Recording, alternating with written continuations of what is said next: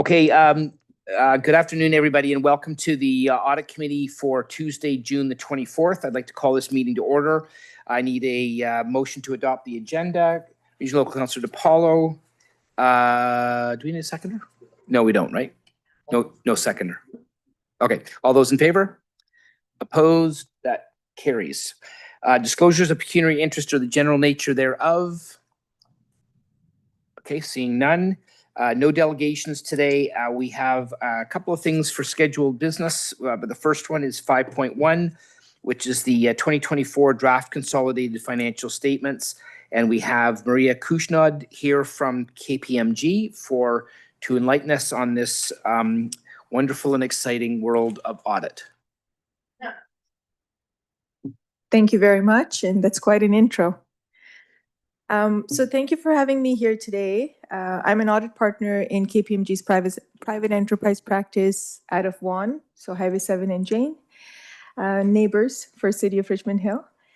I'm here today to present to you the audit findings for the year ended December 31st, 2024 for the City of Richmond Hill's consolidated financial statements.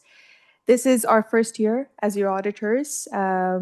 We have completed all required inquiries and review of predecessor working paper as part of our initial audit. Prior years were audited, so we could rely on the information that was audited by the predecessors. It's not like we had to audit the opening balances, but we still have to complete certain procedures, which we did. In terms of the status of the audit, I see the presentation is on the screen. So I'll start on page 4 just to provide you with some highlights of our audit findings. So in terms of the status, at this stage, we've completed all required audit procedures that should be completed at this time. The only items that are pending at this time are related to the approval process that is going to happen today as part of this meeting.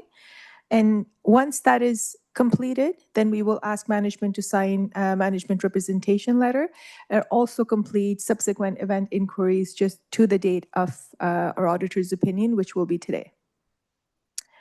Our report today is as per the requirement of the Canadian auditing standards to report all of our audit findings to those charged with governance, which would be this group here. So some of the other items that we've noted on this slide, so there were no significant changes from the audit plan that was communicated to management. All of our audit procedures were completed as designed and based on the materiality that was calculated as part of our audit planning. Just as a reminder, our materiality was calculated at 8.6 million, and our audit misstatement posting threshold was calculated to be 5% off that amount, which was 430,000. As a result of our audit, we did not identify any unusual or fraudulent transactions or any significant control deficiencies that should be highlighted to you in this group. There were a few new accounting standards that came into effect this year, and we will cover them later on in our report.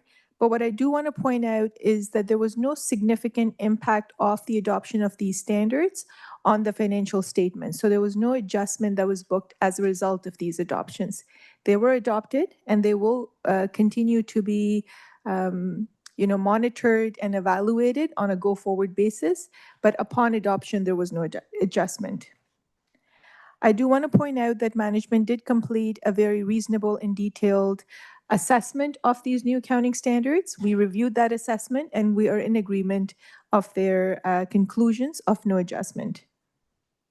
I also want to take a quick moment to say a big thank you to the finance and accounting team for all of their support through the course of the audit. Audit's never easy, especially first-year audit. We ask a ton of questions. And I do want to appreciate the support and responsiveness from management and finance team. In addition to that, we've noted here that there were no uncorrected audit differences as a result of our audit engagement that we identified. There was one corrected audit difference, which was immaterial in nature, and does not impact our audit opinion at the end of the day. So our audit opinion continues to be clean and unqualified. Moving on to page 5. So I mentioned earlier that we've completed all necessary steps to issue and finalize our auditor's opinion today. The only, actually, one more slide, please. There's one item noted here related to procedures for investment section. This was completed subsequent to the distribution of this report. Moving on to the next two slides, 7 and 8. So here we've covered the two presumed risks of fraud. An important concept that we always explain as part of our presentations. Now, this is not specific to the City of Richmond Hill, but this is a requirement that Canadian auditing standards requires us to incorporate and consider and address for all of our audit engagements. The first one is management override of controls, and that's an important concept. What it means really is management is in a unique position to be able to perpetrate fraud by overriding controls that might otherwise appear to be operating effectively. Our job as auditors is to come in and take a look at the books and records, complete a set of procedures to understand whether anything like that was happening. There's a comprehensive list of audit procedures that we have to complete, some of which we've highlighted on this slide. We've completed all those procedures and we did not identify any red flags. On the next slide, we have revenue recognition fraud risk. Now, this was limited to the revenue that was recognized from the obligatory reserves only, and that's due to the manual adjustments related to that revenue recognition. Again, we've completed all of our procedures, and we don't have any issues that we want to report in this regard. Pages 9 to 15 provide you with an overview of our audit procedures. I won't go into the detail of those, they're there.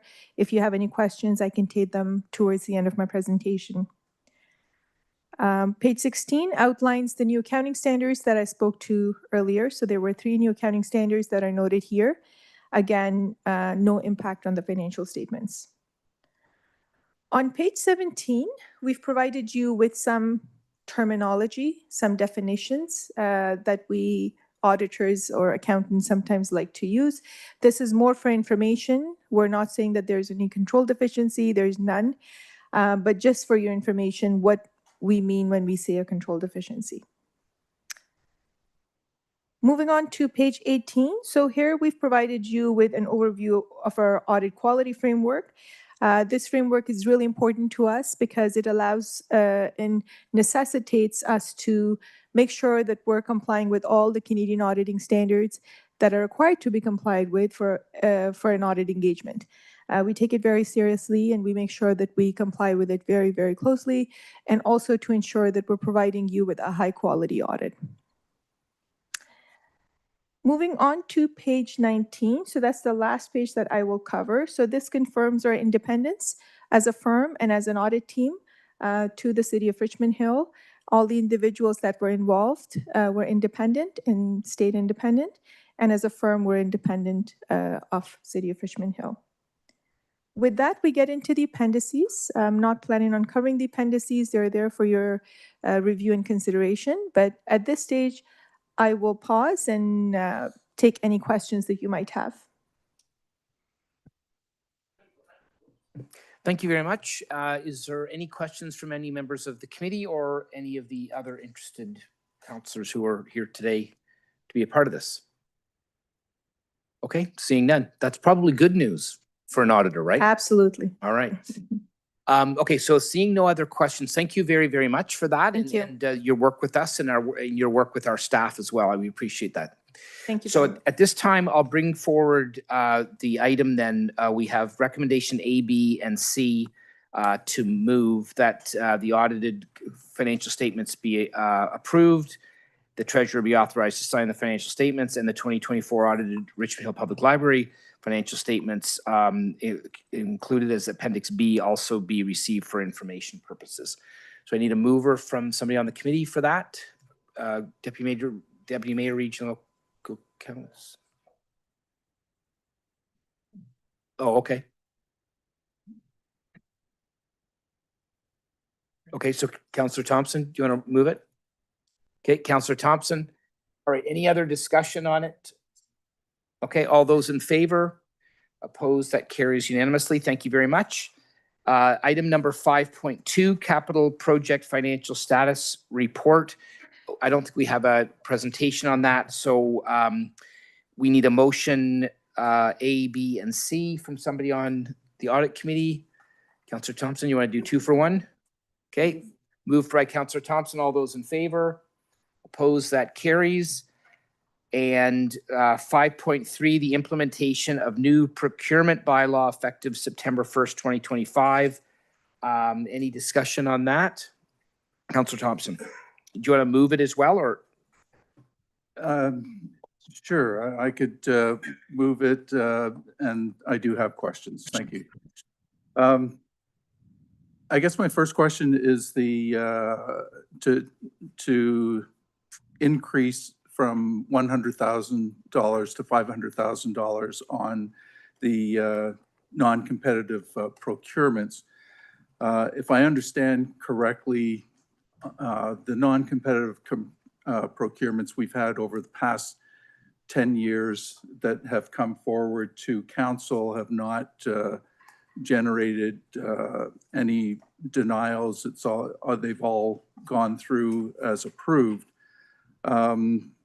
And let's face it, in that past 10 years, we may not have always had, you know, the best actors around, you know, that could have potentially tried to abuse something like that.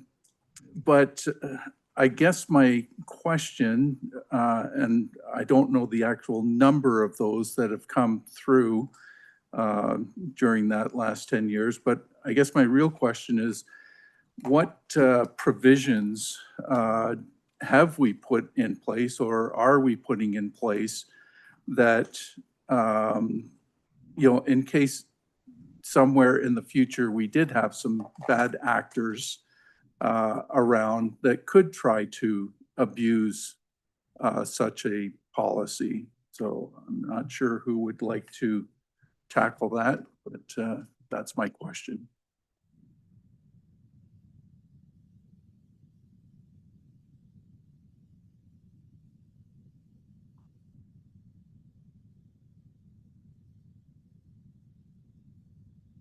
It's through the chair to Councillor Thompson. So I also have Marianne here, Marianne Kotelak. She is the manager of procurement services, so she'll be able to provide you with the response. So a lot of the additional oversight in terms of our procedures are going to be addressing that specifically, in that we are publicly posting all of our non-competitive procurements above the CFTA threshold. So essentially, it's self-regulated by the competition. So anyone who may have seen this and says, I don't agree with this wasn't a non-competitive procurement because I, in fact, would have been another company that you should have invited. That's really the threshold that we're putting ourselves at. So we're not relying on, like you'd said, perhaps staff or councillors who may or may not be as fully aware of what the market bears. We're relying on the market to tell us that we have, in fact, missed the mark, which we're essentially hoping that that doesn't happen because of our robust procedures and review processes we've been implementing. No, thank you for the response. So we are talking, so now that we're talking about procedures as well, so I understand that we have a separation between policy and procedures, and basically as councillor, our role is more to direct on the policy side. So where are we exactly when it does come to procedures? Because I'm a little concerned that if there's a procedure that, say, council doesn't like, then it sounds to me that we would have to actually bring that into open session to discuss, or is that something that we can actually talk about offline and see if there's modifications that could be made?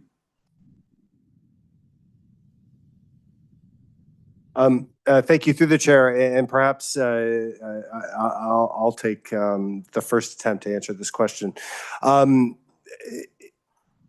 believe that, Councillor, you're talking about, and correctly so, the difference between policies and procedures and the role of council in respect to that. And I would start by pointing out that the Municipal Act is very clear, and we recently adopted policy development framework that recognizes this, that the role of council is to ensure that we have policies in place, and specifically under Section 270 of the Act, to ensure that the municipality has policies in place for the procurement of goods and services, which is what we're here for today. In that same vein, then, how we operationalize those is a decision that's made by staff when it develops procedures to implement the policy.